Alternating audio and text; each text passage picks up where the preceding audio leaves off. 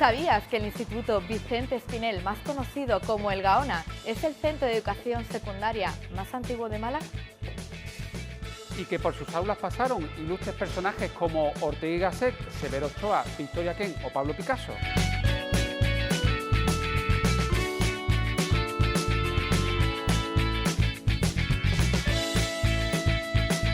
Muy cerca del Instituto Gaona, en una antigua casona del siglo XVIII, se encuentra el Museo del Vidrio y Cristal.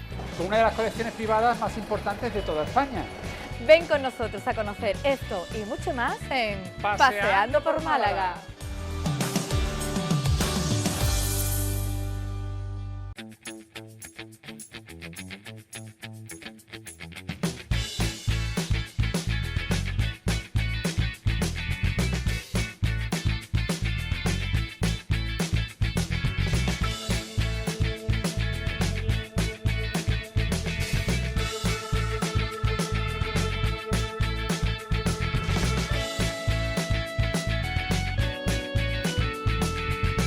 Rafael Maldonado, profesor de Historia, ya jubilado y gran colaborador del Instituto Gaona. Encantado de ¿Qué tal? saludaros, Muy Diego. buenas. Oye, teníamos muchas Bienvenidos. ganas de visitar Muy bien. el instituto, un instituto con mucha historia. Mucha historia. Además nos encontramos en el lugar más representativo de todo el instituto. ¿El que patio de es columnas? El patio de columnas, correcto.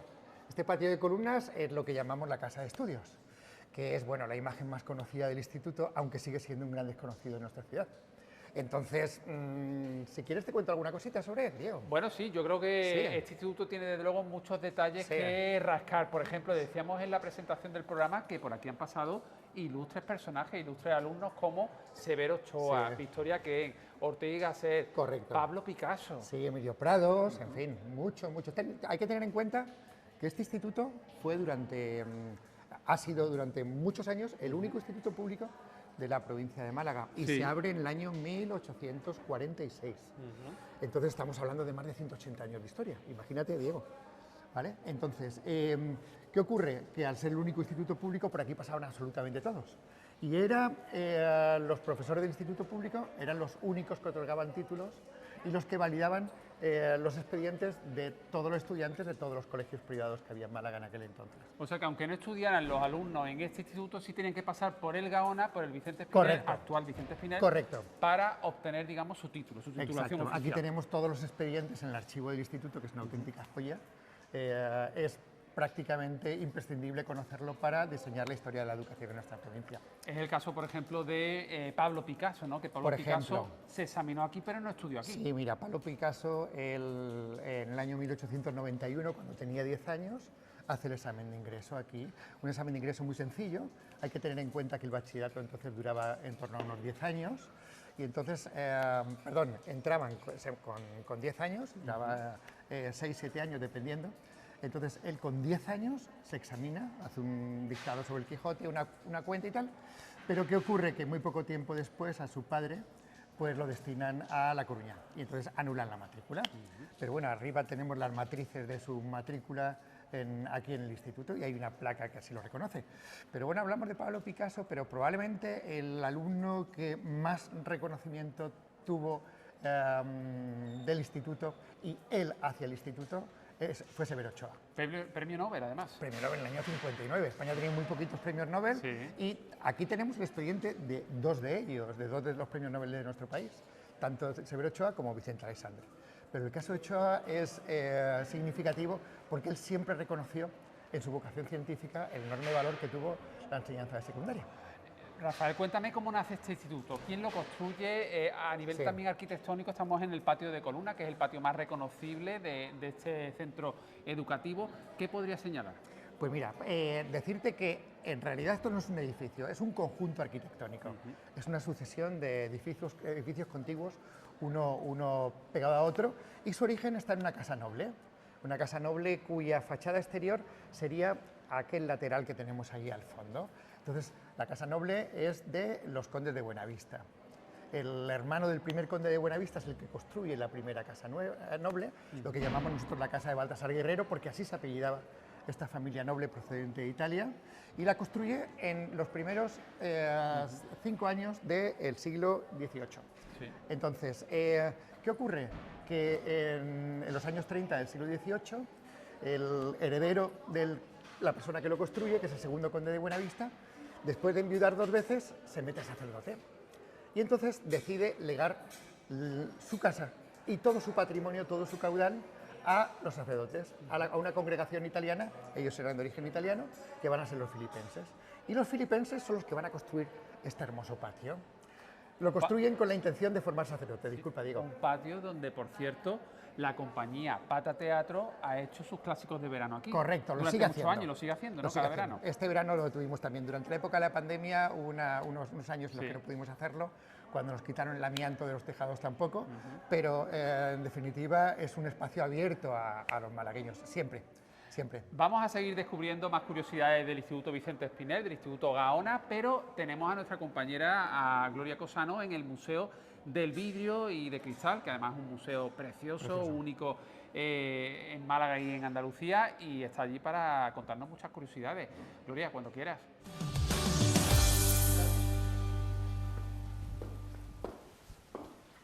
Bienvenida. Muy buenas, Gonzalo, qué placer que me recibas aquí. Bueno, es un privilegio en un lugar tan particularmente malagueño y además del siglo XVIII, ¿no? Cuéntame un poco. Es una casa típico de la clase media malagueña del siglo XVIII y estaba muy unida a su barrio, que es el barrio de San Felipe Neri. Mira esta iglesia maravillosa que tenéis aquí enfrente vuestro.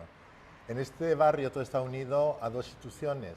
La familia Guerrero, los condes de Buenavista, que construyen el palacio, lo que fue el comienzo de la iglesia, y luego los filipenses, que se quedan con la herencia de esa familia cuando se lo ceden, que construyen la iglesia y construyen también el instituto actual. Todo está muy unido en este barrio a estas 2 instituciones. Esta propia casa fue construida por la gente que trajo el material de construcción para la iglesia, la familia Cassini. Se construye en 1762.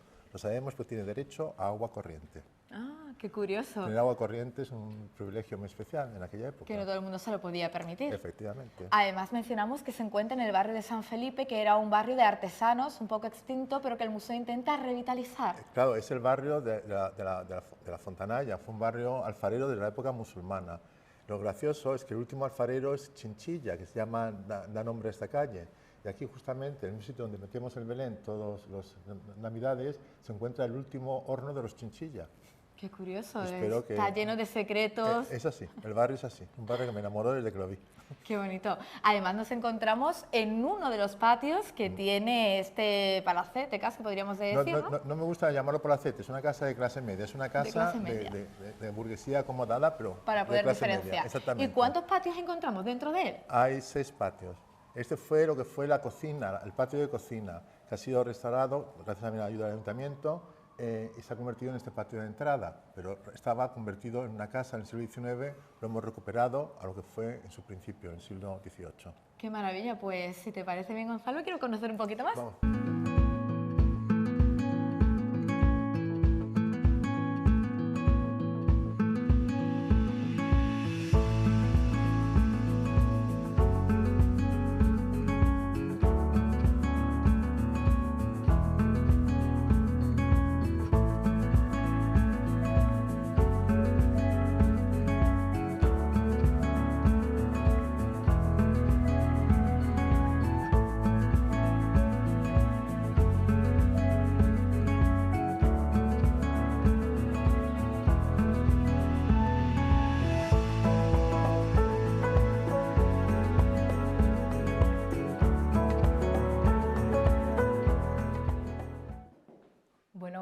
Otra maravilla de sala, hablamos de que este museo conserva una de las, la mejor exposición, la más importante de vidrieras del siglo XIX y del siglo XX. Y aquí además encontramos un ejemplo muy importante que surgió a través de la pandemia.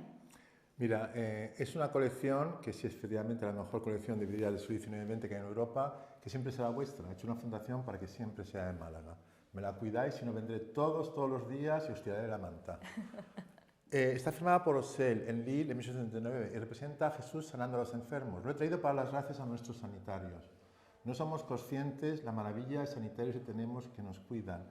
Y se lo he traído para las gracias a una gran amiga mía, Vivi Boto, que es una gran médico, y a todos los sanitarios por lo bien que nos cuidan. No solamente a partir de la pandemia, también todos los días del año nos cuidan. No me digáis que no es maravilloso. Mira la belleza de la mujer que sufre porque el hijo está enfermo. La belleza de los pies y manos. Lo más difícil de pintar siempre son las manos y los pies. Y tiene un detalle, un realismo. Porque está hecho por un artista, no por un artesano. La diferencia de una vidriera hecha por un artista es que el detalle es siempre mucho más bonito que el Más de un delicado. artesano, claro. Una manera de homenajear pues, a nuestros sanitarios, como bien decías, a raíz de la pandemia, en una preciosa obra artística de grandes dimensiones que podemos disfrutar aquí también dentro de unas salas de este museo.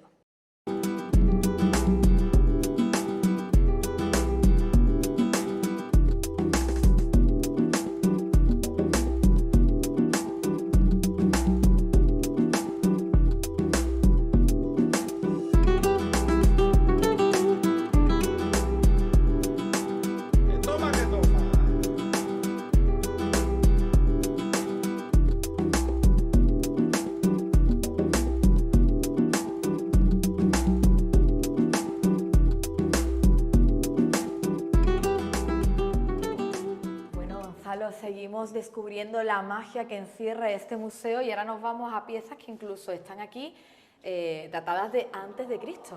Esta es la parte más antigua de la colección, siglo VI antes de Cristo. Son piezas muy importantes, sobre todo la que te indico, que es el oinojos. Encontrar un oinojos del siglo VI antes de Cristo en estado de conservación es un tesoro de esta colección. Si te fijas, siempre os dejo la referencia dónde compré la pieza. Y voy a repetir que si investigáis, espero que estéis sentados. En España no se sabe lo que vale el vidrio. Solo se da importancia a la pintura, pero las artes decorativas pueden valer tanto o mucho más que la o pintura. Incluso muchísimo más. Vamos a continuar por este interesante paseo, porque aquí además me hablabas de que se localizó también una pieza incluso hallada en este mismo barrio de San Felipe Neri. Mira, estoy muy orgulloso de esta vidriera porque es vidrio islámico del siglo XI Persia. Sobre todo la pieza esta es especial porque está hecha con lapislázuli, generalmente se hacía con cobalto. Pero estoy muy orgulloso porque gracias a María, que es la directora del Museo de Málaga, que es la que nos dirige la cultura de nuestra ciudad, me han permitido dejar dos piezas que se encontraron en esta casa. Y eso me parece muy interesante porque son parte de la historia del barrio. No son nada valiosas, pero son muy importantes en la parte histórica. Mira cómo las formas de cerámica coinciden con las formas de vidrio. Y además halladas aquí, como decíamos. Efectivamente, estamos en el barrio alfarero de la Málaga musulmana, estamos en el barrio de la Fontanalla, el arrabal de la Fontanalla. Por tanto, grandes tesoros que aquí se hallaron y que bien son conservados aquí. Continuamos por este maravilloso museo y encontramos también grandes colecciones de vidrio que si paseamos por sus puertas y por sus diferentes habitaciones encontramos auténticas maravillas. Me gustaría resaltar también, Gonzalo, mientras paseamos, el suelo que también es el original. Sí, es del siglo XVIII, no es el original, porque el original me lo robaron. La casa estuvo cerrada durante 4 años, no me permitían hacer la reforma, pues se quería tirar. Y en mi loseta, la loseta cuadrada del siglo XVIII, que era más deseada por los americanos. Esa es una loseta del siglo XVIII, pero viene de otra casa que estaba en calle Granada, que se tiró al interior. Entonces, aunque el suelo es del XVIII, no es la loseta original de la casa, que era cuadrada, pero la cuadrada es la deseada por los americanos, por eso me la robaron. La casa estuvo cerrada durante 4 años. Amigo, pues continuamos, porque vemos también aquí un cristal muy delicado y en el que vemos también diferentes siglos representados. Cuéntanos un poco, porque además esto ya tiene que ver directamente con la realeza. Esto es el cristal español del siglo XVIII, la granja. Es un drama, porque se hace para servir únicamente al rey y a la familia real y a la corte. Así que lo instalan en un palacio precioso que se llama La Granja, que está en los Montes de Madrid.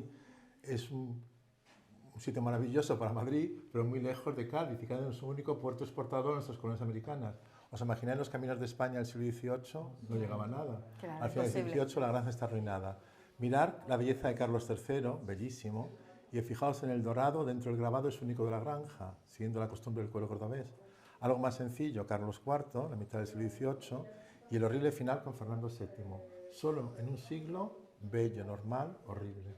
Además, de verdad, porque se nota bastante esa diferencia, ¿no? Y ahora nos vamos enfrente, que encontramos algo también muy impresionante, como es ese vidrio pintado. Este es Anton Kozgassen de Viena. Estamos hablando de los número 1, 1810. Cuando la gente me dice que pintar en vidrio es un arte menor, me carcajeo. Pintar en vidrio es el arte más difícil. Cuando se pinta sobre tela, el pintor puede equivocarse y corregir. En vidrio no se puede, hay que romper la pieza y comenzar de cero. No hay marcha atrás. Si te acercas vas a ver hasta la hora que marca el reloj de la torre de la catedral. ¿Qué hora es? Las 9:30. Te odio porque puedes ver y no soy capaz de verlo. ¿Qué pasa a las 9:30? Es el funeral de Mozart. Mozart tuvo 2 funerales, uno cristiano dentro de la iglesia, uno masónico en esa plaza a las 9 de la mañana. El vidrio está lleno de misterio, si lo buscas lo vas a encontrar. ¡Qué maravilla! Un auténtico misterio y continuamos también con mucho que aprender en algunas partes desconocidas de ese instituto de Vicente Espinel donde nos espera nuestro compañero Diego Bandera.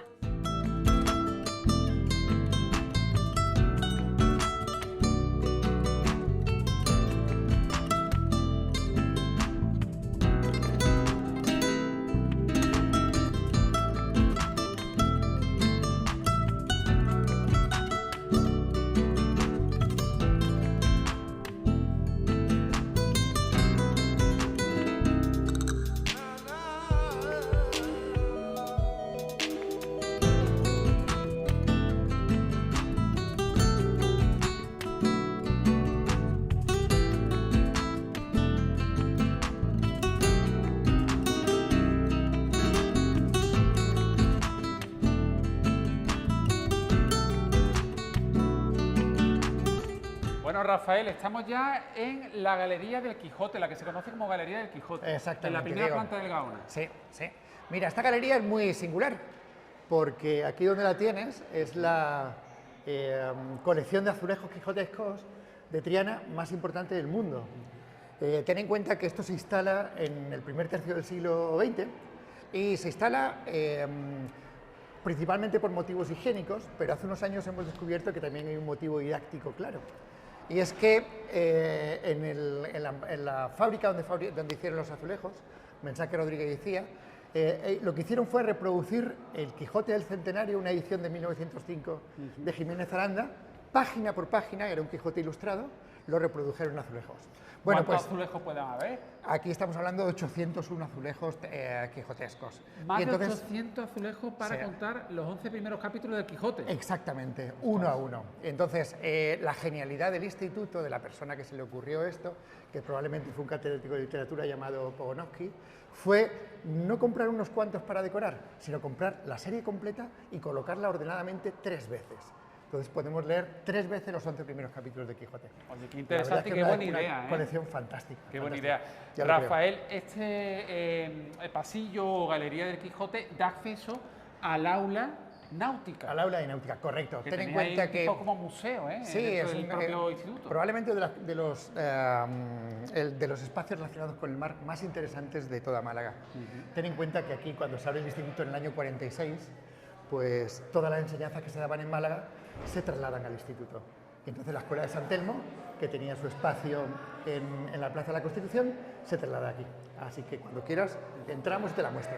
Vamos a entrar, bueno, explicar a nuestros espectadores que este instituto, tengo entendido que pasó por distintos usos, tuvo distintos usos, no siempre fue un centro educativo. Correcto. Ten en cuenta que primero fue Casa Palacio, como os dije, a comienzos del siglo XVIII. Luego la heredaron los sacerdotes, como te comentaba, en el patio. Y los sacerdotes estuvieron aquí hasta el año 1836. Con un pequeño paréntesis, que durante la dominación francesa, cuando llegan aquí los franceses en 1810, les encanta el instituto, echan a los sacerdotes a la calle y se quedan con el edificio como gobierno civil. El jardín de los sacerdotes lo convierten en jardín botánico, Sí. pero luego en el 15 se van. Y entonces, cuando se produce la guerra de sucesión, pues el Estado castiga a la Iglesia quitándole todas sus propiedades. Hablamos de la desamortización de Mendizábal. Y entonces eso se produce en el año 1836, pero este edificio no se vendió, sino que se abrió 10 años después como el primer instituto público de la provincia de Málaga. Y entonces, desde entonces hasta ahora, ininterrumpidamente ha estado siempre lleno de vida. El gran encanto de este edificio tan singular, tan impresionante, es la vida que contiene, que está siempre lleno de niños por la mañana y por la tarde. Entonces, como te contaba, cuando se abre como instituto, se abre este espacio como acogida de todas las enseñanzas que se daban en Málaga. Y en Málaga se enseñaba náutica, el Real Colegio de San Telmo. Entonces se trasladó a este instituto. Y aquí, desde el año 1847 hasta el año 1924, estuvieron las enseñanzas de náutica. ¿Qué es lo más singular que tiene este espacio? La corbeta de San Telmo, la maqueta, el navío. Este elemento que tienes ahí es probablemente el instrumento didáctico más singular que existe aquí. En esta maqueta, los alumnos que estudiaban náutica aprendían los nombres y las partes de cada uno de los elementos del barco. Todo funcionaba, el timón, las bombas de achique. ¿Qué ocurre? Que cuando terminan las enseñanzas de náutica, pues esto se convierte en un trasto viejo y al ser un trasto viejo, pues termina por perderse, por desaparecer. Y en el año 1981, dos niñas, Mari Carmen y Lourdes, hacen una piarda, se escapan de clase de dibujo y en un sótano enterrado, en la cripta, que luego si tenemos tiempo bajamos y te cuento, pues ahí encuentran esta maravilla de objeto totalmente hecho polvo, claro. Se restauró, estuvo durante un tiempo, durante más de 10 años, en Gibraltar, en el centro de interpretación, y bueno, desde hace, pues eso, 12 años, está aquí en el espacio donde tenía que estar, un espacio didáctico. Gracias a esa alumna, Claro. mira, bendita piarda en ese caso. A punto estuvieron de charlar del instituto. Sí. Así que sí. Bueno, y hoy gracias a ella pues tenemos ahí esa corbeta, esa maqueta de esa corbeta conservada. Correcto. ¿Qué otros documentos encontramos en esta Pues aula mira, náutica? fundamentalmente, bueno, tenemos aquí un libro de cartas náuticas impresionante del siglo XIX. Original. Este es original. Original. El resto de la documentación que tenemos aquí es facsímil. Sí. Los originales se encuentran ordenados y archivados tras aquella puerta que es el archivo del instituto. Pero, por ejemplo, los expedientes. Tenemos el expediente de gente ilustre. Como en todo el centro de enseñanza había gente buena y gente mala. Tenemos a alumnos como Ureta, que participó en la batalla de Trafalgar, y así consta en su ficha, tenemos ahí el documento. Pero también tenemos a Pedro Blanco, que fue muy famoso en su época, pero fue famoso por ser el mayor negrero de la historia de España. ¿De acuerdo? Se han escrito varios libros sobre él. Como todo, luces y sombras. Efectivamente. Entonces tenemos su expediente. Claro, en aquella época no había fotografía. ¿Qué se hace en las fichas? Se describe al personaje. Se describen sus rasgos, la nariz, la tez, los ojos. En ese sentido, Rafael, creo que tú estás haciendo una labor, decíamos que eres profesor de historia, ya jubilado, Sí. sigues colaborando con este centro, Ajá. con este instituto, y estás haciendo una labor de digitalización de todo ese archivo, ¿no? Sí, efectivamente. Desde el curso pasado lo que estoy haciendo es digitalizar el archivo.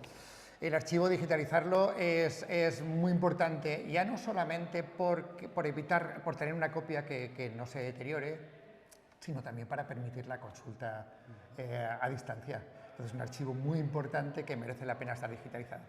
¿Qué ocurre? Que las instituciones públicas no dan dinero para ese tipo de cuestiones y bueno, como yo me gusta mucho la historia del instituto, pues he hecho aquí algunas mañanas digitalizando el archivo.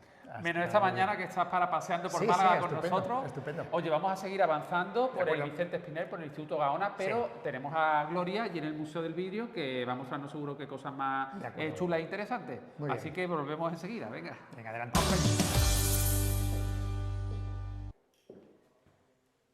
Bueno, Gonzalo, otra maravillosa sala en la que los ojos se nos van porque no sabemos muy bien a dónde mirar con tanta belleza. Además, aquí nos encontramos con dos escuelas, el Art Glass y el Studio Glass. Cuéntanos un poco. Efectivamente. El Studio Glass significa que el artista lo hace todo, el diseño y la realización del trabajo. Es una pieza única. Es un movimiento que nace en Estados Unidos en 1962, pero se extiende por todo el mundo. Este fue el mejor artista que hubo en Alemania en el Studio Glass, Edwin Eyes. Y quiero que penséis una cosa muy importante. El vidrio es como el amor. Si se rompe, no se puede restaurar. Se puede restaurar la cerámica, el metal, el papel, la tela, pero nunca el vidrio. El vidrio, cuando se rompe, está roto para siempre. Qué bonito símil. Y eso nos recuerda también la importancia de su correcta conservación. Aquí vemos algo también que me encanta, un nombre tan conocido como Salvador Dalí. Porque esto es Art Class. En el Art Class, el artista hace el diseño y el artesano lo lleva a cabo. Ya no es una pieza única como el Studio Glass, es una serie limitada entre 600 a 1000 piezas. Aquí tenemos al famoso artista español Dalí trabajando para la casa francesa de Dôme. Tengo unas 120 piezas que hizo para Dôme y hay un museo precisamente con esa colección en París. Espero que algún día tenga el espacio y la seguridad para poder traer la colección a Málaga. Ojalá que sí. Mirad que es el rostro de Dalí, ¿lo veis? Es Qué curioso, es verdad. Bueno, aquí hay que fijarse minuciosamente en cada detalle porque son auténticas obras de arte y no sabes por dónde van a sorprenderte. Eso es interesante. En los años 90, una compañía de perfumes alemana, Le Bossart, invita a grandes artistas a hacer los tapones de sus botellas, en este caso Berrocal, el famoso escultor malagueño. Los tapones eran magníficos, el perfume era repugnante, así que se arruinaron. Tengo las 56 piezas que sacaron al mercado y están intactas porque nadie en mi entorno utiliza el perfume. Yo creo que el perfume nos puede matar.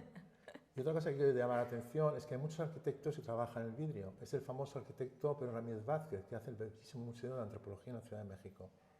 Qué bonito, qué maravilla. Vamos a continuar indagando por esta sala.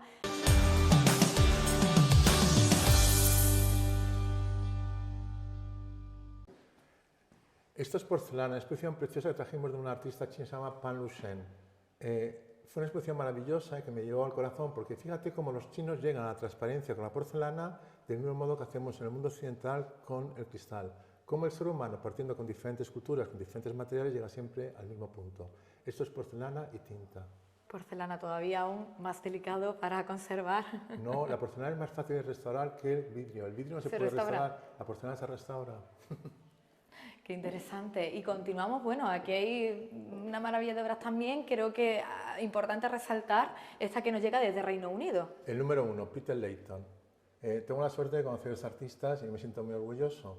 Peter Layton fue el número 1 de Studio Glass en Inglaterra. Su estudio está enfrente a Guy's Hospital. Parece un cuadro de Monet, ¿verdad? Sí, además de verdad. Y continuando por aquí, además, bueno, tenemos otra maravillosa Al número obra. 1, Delhi Chihuly. Delhi Chihuly es el artista que comienza con Littleton en el Studio Glass en Estados Unidos, en el Museo Toledo, Ohio, en 1962. Si vais a Estados Unidos, hay un jardín maravilloso de vidrio dedicado a obras de este artista. Yo quiero que investiguéis al artista, no investiguéis los precios, si no os queréis pegar un susto de muerte. En España no se sabe lo que vale el vidrio. No se sabe lo que vale el vidrio, además, de verdad. Y si continuamos por aquí, además llegamos a otro de esos maravillosos patios que comentábamos que tiene esta antigua casona. Una auténtica maravilla también aquí donde lo vemos, Gonzalo. Sí, estoy muy orgulloso de esta casa porque es tan malagueña. Estoy enamorado de Málaga hasta los tuétanos. Y Málaga, para mí, se representa con esta casa. Fue la casa típica de la clase media acomodada malagueña del siglo XVIII. Han tirado muchas de ellas, me da mucha pena, pero esta siempre será vuestra, pues es una fundación para que siempre sea vuestra. Me la cuidáis, si no, os repito, vuelvo al estudio de la manta. Y te lo agradeceremos por conservarla siempre, Gonzalo. Vamos a continuar descubriendo lo que encierra este museo.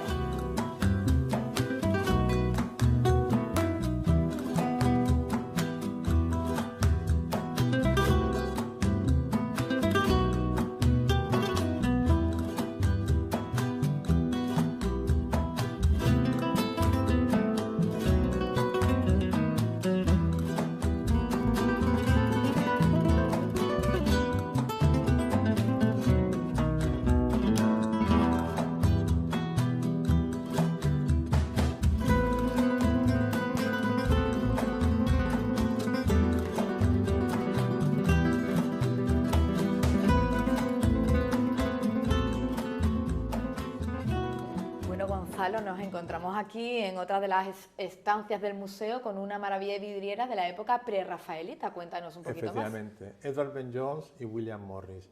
Yo tuve la suerte de estar en Inglaterra cuando la escuela prerrafaelita no estaba de moda, por eso pude comprar, cuando muchas iglesias fueron destruidas, muchas vidrieras de la escuela prerrafaelita cuando eran baratas.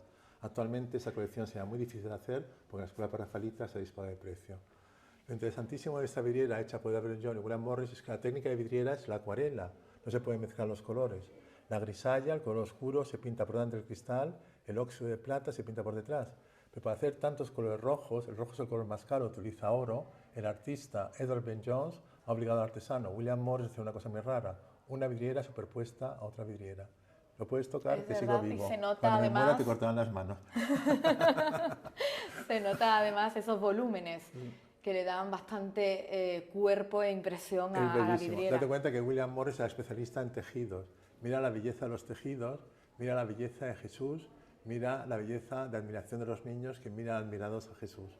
Absolutamente al detalle minucioso. Yo me desayuno todas las mañanas en ese sofá, mirando al cristal escandinavo, y si quieres nos sentamos un momentito para que puedas admirar también tú la vidriera desde aquí. Pues sí, nos vamos a sentar porque además una particularidad de este gran museo es que además también conserva grandes piezas de mobiliario. Sí, hay una gran colección de pintura y mobiliario que viene de parte familiar y lo que hace el museo especial, da contexto al vidrio. Hay muchos museos que enseñan solamente vidrio, mi favorito el de Nueva York, pero aquí damos contexto al vidrio y es una particularidad de este museo malagueño.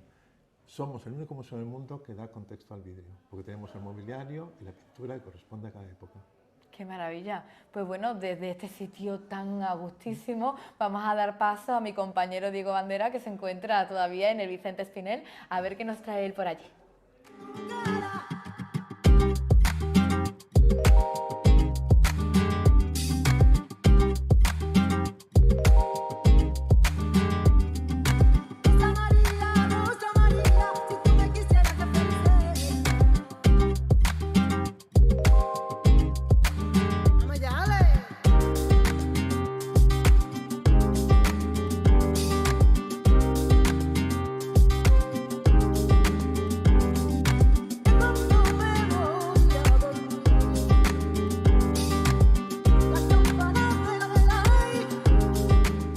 Rafael, cuéntame, esta zona donde estamos accediendo ahora, ¿qué es exactamente? Mira, es esta zona originariamente era un edificio de servicios que montaron los filipenses, adosado a la casa noble que heredaron, donde montaron pues, tanto el comedor, el refectorio de los sacerdotes, que lo tenemos aquí arriba detrás, como las cocinas, que es ese semisótano que tienes ahí, que hoy en día es el aula de tecnología. El comedor hoy en día es el aula de dibujo. El almacén que había aquí, que ellos alquilaban a comerciantes malagueños.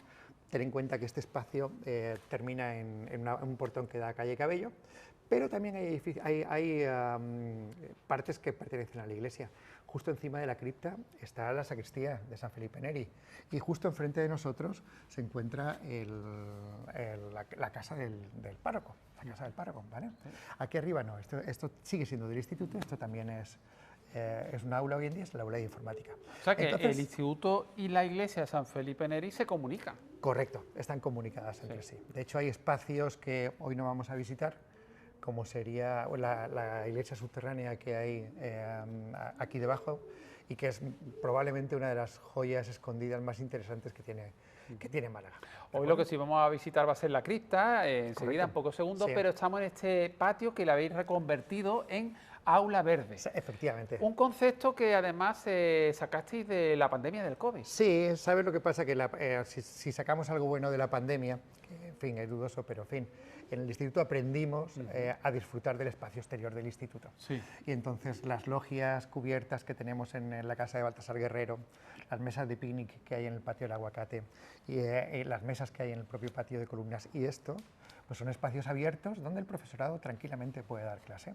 Esto es muy reciente, esto fue un proyecto de la Junta de Andalucía, participamos en él y bueno, nos dieron algo de dinero para convertir este espacio en un aula abierta, en un aula verde. Qué bien. Muy ¿Y se utiliza? interesante. Sí, por supuesto. Bien, bien, Por bien. supuesto. Oye, ¿vamos para la cripta? De acuerdo, vamos a pasar. Es un espacio muy singular.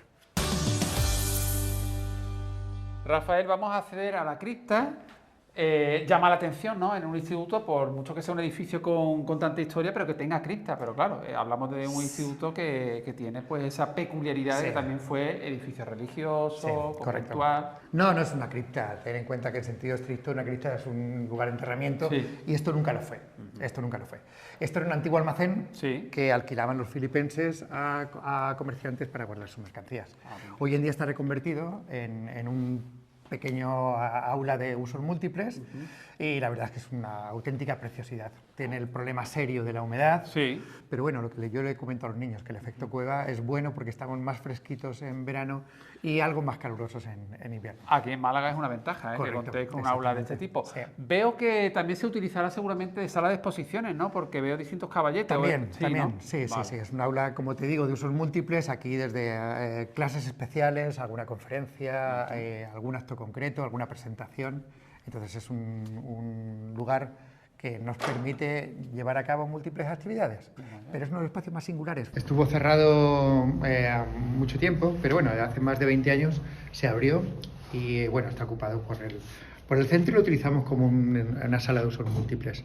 Ten en cuenta que esto pertenece a la zona de servicios que generaron que crearon los sacerdotes al final del 18 y bueno, era un almacén que alquilaban los comerciantes, sacaban una pequeña renta porque además este espacio es contiguo a la calle Cabello, una de las calles más bonitas que tenemos en Málaga. Tenía acceso directo a la calle, con lo cual la mercancía podía entrar y salir con mucha facilidad. Exacto, la puerta esa siempre está cerrada, la utilizamos durante la pandemia para generar entradas distintas y para evitar aglomeraciones, pero bueno, generalmente es una puerta que queda siempre cerrada. Tenemos pendiente también visitar el aula de Severo Ochoa, de uno de esos ilustres alumnos que pasaron por el Instituto Vicente Espinel y el Instituto Gaona. Pero tenemos que ir al Museo del Vidrio, que allí tenemos a Gloria Cosano, nuestra compañera, que tiene que mostrarnos más cositas allí. Así que regresamos enseguida al Instituto Gaona, aquí con Rafael Maldonado.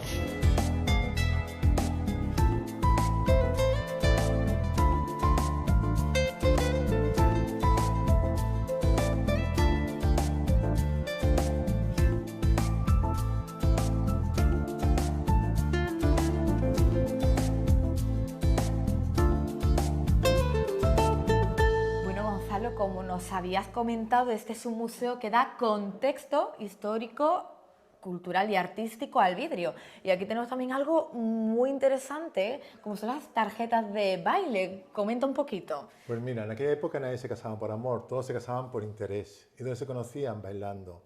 Son carnets de baile. Es lo que llevaban las señoras al baile para escribir: hay que bailar el vals, hay que bailar la polka. Antes salía a bailar, los caballeros, la señora sentada por su papá en el sofá, por su papá y su mamá, le decían: usted está enamorada de su primo Carlos, Juan Garrido, pero usted no baila con Carlos, que es más pobre que una rata. Usted baila con su primo Tomás y Luis, que son horribles y viejos, pero riquísimos. Así que la pobre niña iba al baile, bailaba con el primo horrible y se casaba con él. Pero la segunda parte de la historia, que a algunos miembros de mi familia, que pueden ser míos, no les gusta que lo cuente, pero yo soy historiador, lo tengo que contar. Como se casaban por interés, también tenían permitido ellos y ellas de tener amantes. Así que cuando la gente está orgullosa a pedir títulos, yo sonrío. En aquella época uno sabía quién era la madre, pero nadie sabía quién era el verdadero padre. Qué curioso, y además es de nácar, me parece, ¿no? Es nácar, es marfil, es plata, es oro. Las mujeres en aquella época eran costosísimas, por eso tenían siempre amantes que les mantenían. Se llama el chichiveo. Si buscáis un libro precioso que se llama Usos amorosos de la España del siglo XVIII, vais a encontrar más sobre el asunto. Qué interesante.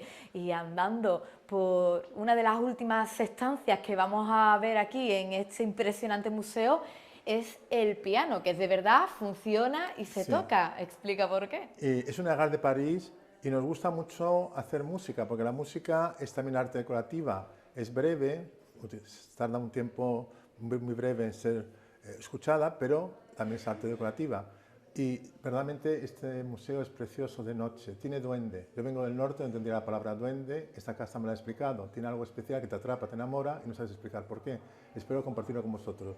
Todos los conciertos siempre son gratuitos. Seguirnos en nuestras redes sociales porque espero que vengáis a uno de ellos. Pero venir con tiempo, porque yo soy de la generación hippie, aunque me disfrace, sigo siendo hippie. Aquí caben 120 personas, abajo caben 200 personas y si no cabéis, a la calle. Pues esperamos que haya sitio para todos, porque estoy segura, Gonzalo, que después de esta hermosísima visita tan detallada en la que nos has contado tantos tesoros y detalles ocultos, mucha gente querrá venir aquí al museo a conocerlo bien de cerca y también a disfrutar de sus conciertos. Ha sido un auténtico placer, Gonzalo. Gracias por venir. Que sigas cuidando también de este tesoro para Málaga. Muchas gracias.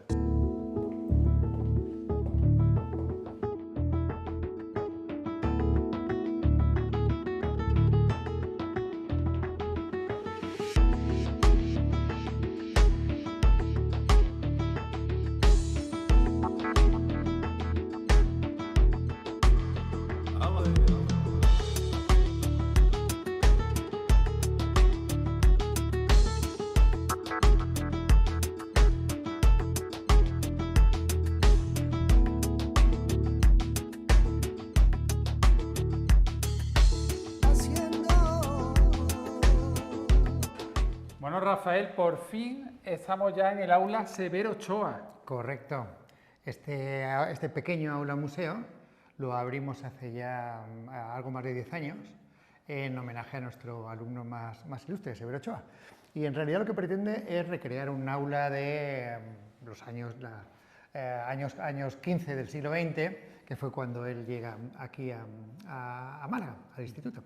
Tenéis animales en formol, distintas maquetas también. ¿Sí? Sí, ten en cuenta que lo que pretendemos es recrear el material didáctico que había en aquella época. Entonces, justo junto a la tarima, la mesa, los pupitres, pues tenemos material didáctico como los modelos de escayola, como los animales en formol o como los propios animales disecados. Y la estrella, lo que más le gusta a nuestros alumnos y a nuestras alumnas, es el esqueleto. La leyenda dice que era de un antiguo conserje, Sí. pero no es real. No es real. Ten en cuenta que era la dotación que se daba a los institutos. Igual que hoy en día dan pizarras digitales, en aquel entonces, pues igual que teníamos un taxidermista en plantilla, el encargado de la colección de animales disecados, pues tenemos también, había esqueletos humanos Pero además un auténticos. esqueleto humano auténtico, eso te iba a decir. Correcto. Vamos a acercarnos Sí. a este esqueleto que, como decía Rafael, es el máximo reclamo que tiene para los alumnos El aula. El aula, aunque realmente aquí hay mucha historia y muchas fotos muy curiosas porque vemos también imágenes pues, de Severo Ochoa visitando el centro, que él siempre estuvo muy vinculado al Siempre, ten en edificio. cuenta que el principal centro de interés del aula ya no solamente recrear el espacio de un instituto de la segunda decena del siglo XX, sino también La figura de Severo. reconocer la figura de Severo Ochoa para que los alumnos lo conozcan. Entonces tenemos expuesto su examen de ingreso, su expediente, un legado fotográfico magnífico que nos cedió la familia, tenemos imágenes de él frente al instituto, en fin, imágenes de su adolescencia aquí en Málaga. Entonces, bueno, la verdad es que es realmente interesante. En cuanto al material didáctico, con lo que me preguntabas del esqueleto, efectivamente es un esqueleto auténtico. Aquí lo tenemos, ¿eh? Hace años una profesora hizo un estudio anatómico de él con unos alumnos y vieron que al menos procede de dos cuerpos diferentes. De dos cuerpos diferentes. Sí, está desproporcionado, en fin, pero Sí. bueno, no deja de tener su interés. Un mapa de la península ibérica, de la época también, Sí, que también muy se nota interesante. ahí en el paso del tiempo, ¿no? Por Sí. este material Sí, escolar. está ya muy didáctico. deteriorado. Hay que tener en cuenta una cosa, que la mayor parte del patrimonio educativo, cuando se produce la división del instituto después de la Guerra Civil y sobre todo cuando se produce la marcha del alumnado del masculino en el año 1961 desde aquí hacia Martiricos, pues ese patrimonio se lo lleva el masculino. Entonces, en Martiricos encontramos una colección de historia natural con más de 400 animales disecados. Ahí ha hecho una labor impresionante Manolo Garrido, que ha sido el que ha conservado el museo. El pobre murió hace relativamente poco. Pero bueno, no solamente la colección de animales disecados, sino la colección de maquetas de agricultura, que aquí estuvieron los estudios de agricultura, está allí, la impresionante biblioteca con volúmenes del siglo XVII, del siglo XVIII, todo está allí mantenido y además se puede visitar gracias al profesorado y a la dirección de Martiricos y también, por supuesto, a la figura de Pepe Jiménez, que trabaja ahí a brazo partido junto con Víctor Heredia, que es el que ha conservado el archivo tan impresionante que está dividido entre Martiricos y Gaona. Pues desde aquí un abrazo fuerte para Pepe Jiménez, que es genial. Y oye, te iba a decir que este aula, el aula Severo Ochoa, está abierta a la ciudadanía. De hecho, por ejemplo, en la Noche en Blanco se puede visitar. Sí, por supuesto. Nosotros llevamos unos cuantos años que no abrimos en Noche en Blanco, pero rara vez hay alguien que viene de fuera se queda sin visitar el centro. Siempre que lo Se desean, se avisa ponen en contacto previamente. con alguno de nosotros y pueden visitarlo sin problema. Y vemos, por ejemplo, imágenes pues, de Severo Ochoa con otro premio Nobel como Camilo José Cela, también con el Papa Juan Pablo II, en fin. Una aula que desde luego merece la pena visitar, pero fíjate que tenemos una sorpresa especial para nuestra despedida, para los espectadores de Paseando por Málaga, porque aquí hay un espacio, este espacio es muy singular, el Sí, aula de sí, Severo verdad. Ochoa, pero hay un espacio muy poco frecuentado Sí. por el alumnado, y que tiene unas vistas especiales. ¿Nos vamos para allá? Vamos a acercarnos, Diego. Venga, vamos cuando para quieras. allá y lo desvelamos. Venga. vamos.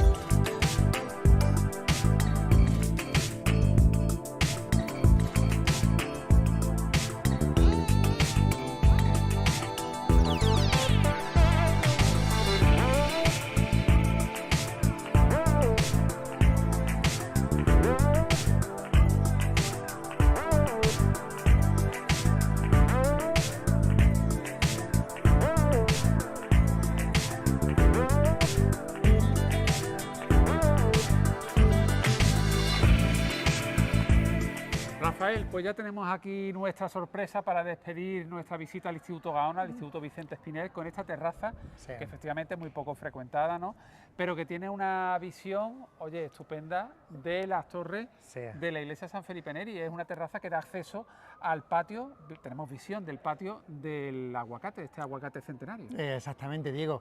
La perspectiva desde aquí es realmente magnífica porque tienes ahí una de las torres de San Felipe, que, bueno, que es uno de los edificios del conjunto arquitectónico del instituto. Ten en cuenta que comentábamos que el segundo propietario, es decir, el segundo conde de Buenavista, cuando enviudó a ser sacerdote, construye una pequeña iglesia, pero a final del 18 esa iglesia se transforma en lo que hoy es la iglesia San Felipe Neri. Sin duda un edificio soberbio, situado en pleno centro de Málaga. La perspectiva de aquí es fantástica porque nos permite no solamente contemplar la parte más antigua del instituto, que sería la Casa Palacio de comienzo del 18, sino también la gran mole que supone la casa de estudios con el patio de columnas y, por supuesto, San Felipe, además del edificio de servicios que hemos visitado anteriormente. Bueno, ¿y qué me dices de este aguacate centenario que antes hemos hablado de él, pero se nos ha quedado ahí en el tintero que tiene, bueno, da unos frutos bastante considerables, aguacates de hasta 1 kilo? Sí, bueno, tampoco es una especie que sea común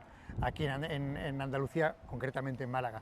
La especie que tiene del aguacate es una especie americana, son aguacates que como mínimo pesan 750 gramos por ejemplar, y son lisos y verdes brillantes. La verdad es que son muy interesantes y desde final de septiembre hasta noviembre hacemos la cosecha que compartimos los profesores y también algunos alumnos. Pues Rafael, ha sido un placer visitar y conocer a fondo el Instituto Vicente Espinel, el Instituto Gaona. Nos lo has enseñado muy bien, con todo lujo de detalles. De verdad, muchísimas gracias. Muy bien, Diego, siempre seréis bienvenidos por aquí. Un Muchas placer. gracias. A vosotros. Hasta luego. Hasta pronto.